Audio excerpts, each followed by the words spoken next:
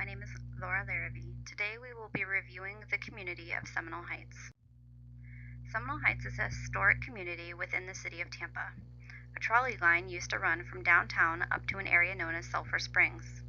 Developer T. Roy Young began constructing bungalow-style homes in this area between downtown and Sulphur Springs in 1911. Other developers soon followed, and many neighborhoods sprung up along this stretch of the trolley line. Eventually, this area became known collectively as Seminole Heights. Today, Seminole Heights is in the midst of a revitalization. This began in the 1980s when people began restoring the 1920s bungalow homes. This restoration of homes continues today. Many of the neighborhoods within Seminole Heights are now designated as National Historic Districts. In addition to the home restoration, there's much new construction occurring, with restaurants and small businesses popping up all over the place. Housing within Seminole Heights consists mostly of single-family homes. As seen pictured in the previous slides, most of these homes are bungalow-style homes. There are also several apartment complexes scattered throughout the area. In addition to traditional housing, there are motels along the main roads that offer monthly rates, which some families use as their permanent housing. The City of Tampa offers low-income housing options. One of these low-income communities is the Oaks at Riverview. There are also several options for the homeless within Seminole Heights. The Crossroads Athena House provides shelter for homeless female veterans for up to 90 days. Metropolitan Ministries and the Salvation Army also have shelters within 5 miles of Seminole Heights. There are many transportation options within this community. 275, Nebraska Avenue, and Florida Avenue provide north and south routes to access downtown Tampa, St. Petersburg, USF, and beyond. Sly Avenue, Hillsborough Avenue, and Dr. MLK Jr. Boulevard provide the east to west routes, where you can get to Pinellas County on the west or Orlando on the east. Public transportation is provided by Hillsborough County. The Hart bus line has many bus stops and bus routes throughout this community. A daily pass will range from $3 to $6 for an unlimited ride. For those with limited incomes, there is a service called the Sunshine Line. They provide bus passes and even door-to-door service for those with limited income, the elderly, and those with disabilities. Now let's look at the population. We will be discussing the population of the city of Tampa as a whole. At last census, there were 385,430 residents, with 60% of those residents aging 18 to 64.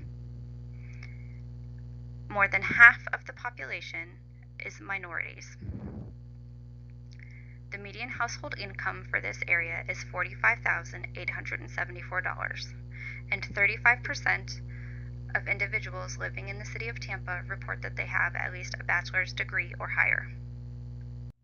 With a continued increase in population, the city of Tampa continues to see an increase in problems with income inequality, poverty, and homelessness. Income inequality means that there is a widening gap between the wealthy and everyone else in the community. Some studies have shown that income inequality in Tampa is amongst the worst in the country. The majority of the jobs in this area are low paying, and that, combined with a lack of affordable housing, has led to approximately half of the community struggling to pay for their daily expenses. Another issue with the city's population is that 21% of individuals are living at or below the poverty level. As we have learned throughout this course, those living in poverty are at much higher risk for health problems due to lack of resources and lack of access to resources. Lastly, Tampa's homeless population remains an area of concern. While the overall number has decreased every year, it still remains a significant issue, with 1,549 homeless individuals at last count. Making matters even worse is that 37% of these individuals are not in shelters. The health concerns related to these population issues are many. Persons living in poverty or homelessness have less access to and fewer resources for health care and health maintenance. Chronic illness, especially diabetes and cardiovascular disease, are often seen in these populations and are often poorly controlled. The lack of health care combined with the stress of living conditions leads to higher morbidity rates in these individuals. In addition to physical health, mental health also continues to be a concern.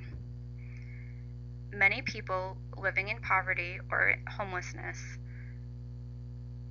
suffer with mental disorders such as depression and anxiety due to the stress of their living conditions. While there are not many healthcare resources directly within Seminole Heights, this community is a part of the city of Tampa, which holds many healthcare resources.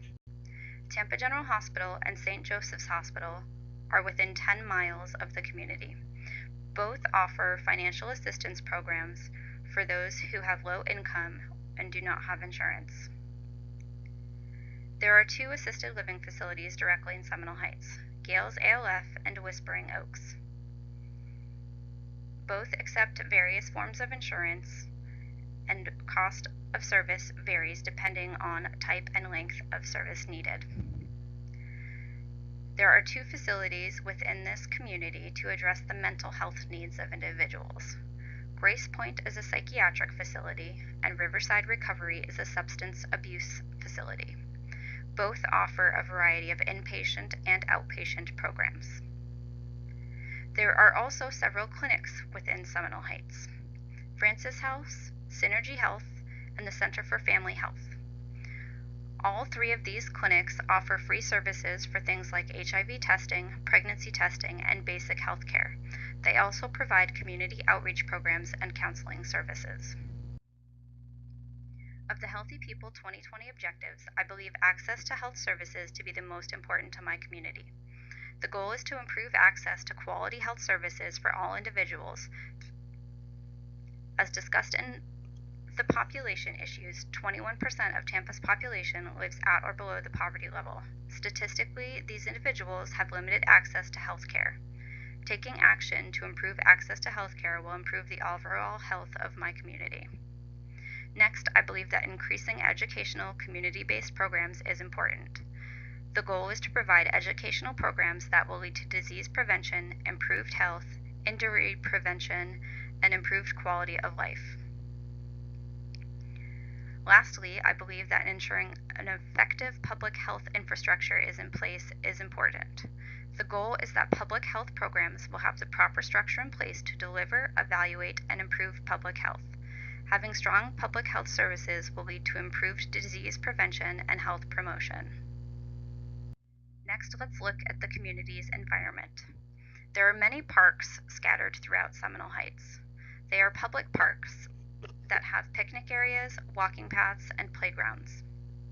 The Hillsborough River, which serves as both the northern and western borders of the area, provide opportunities for things such as canoeing, kayaking, and fishing.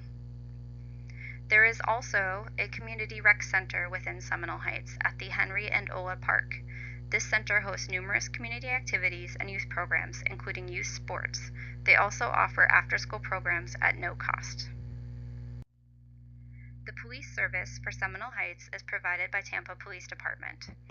They are seen patrolling around the Seminole Heights community all times of day or night. TPD has community liaisons for at-risk populations such as the LGBTQ and Hispanic communities. These liaisons serve as direct contact for those in the community. Tampa Fire Rescue provides the fire and the EMS services for this area. There is a fire station located directly within Seminole Heights. The fire department provides community outreach through education programs such as fire safety, drowning prevention, and elderly fall prevention. Next, let's look at the government. Tampa is governed by its mayor, Bob Buckhorn, along with the city council. The city is split into 7 districts with an elected representative for each district on the city council. Seminole Heights falls into both districts 5 and 6. The city council holds weekly meetings which are open to the public. Seminole Heights also has a neighborhood association which consists of 9 board members. The neighborhood association holds monthly meetings which are open to the public. They listen to resident concerns and serve as a bridge to the community city council. The neighborhood association focuses on the needs of the neighborhood and advocates for those things that the community deems important. Now that we have reviewed the overall community, let's look at the main problems and needs of this community. Number one is access to healthcare. As discussed in many of the previous slides, we have a lot of at-risk populations. Providing increased access to healthcare through things such as mobile clinics would provide basic health screenings, education, and serve as a bridge to more advanced healthcare if needed. Next, we need to address homelessness. While there are many shelters in Tampa, there are still not enough. Also, there is not enough access to resources for these individuals. Again, things like mobile clinics and mobile food pantries would provide the homeless population with basic care and connect them to community resources that they might not be aware of. Number 3 on the list is fitness. Cardiovascular disease is the number one cause of death in Hillsborough County. There are no fitness centers directly within Seminole Heights. The creation of community centers or construction of gyms would increase physical activity and decrease the risk of cardiovascular disease. Number 4 on the list is cancer. This is the second leading cause of death in Hillsborough County. There is much sun exposure, and there's also much smoking within Seminole Heights,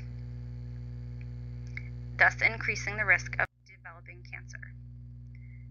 Number 5 is pedestrian safety. Tampa is ranked as 7th in the country as for most dangerous place for pedestrians. I have witnessed many dangerous pedestrian activities such as running across busy roads without crosswalks. The only roads that have sidewalks are the main roadways. We need more sidewalks and more crosswalks within the community. Lastly, automobile safety is important. There have been over 20,000 accidents so far already in Hillsborough County, with 113 fatalities. Thank you for reviewing my presentation.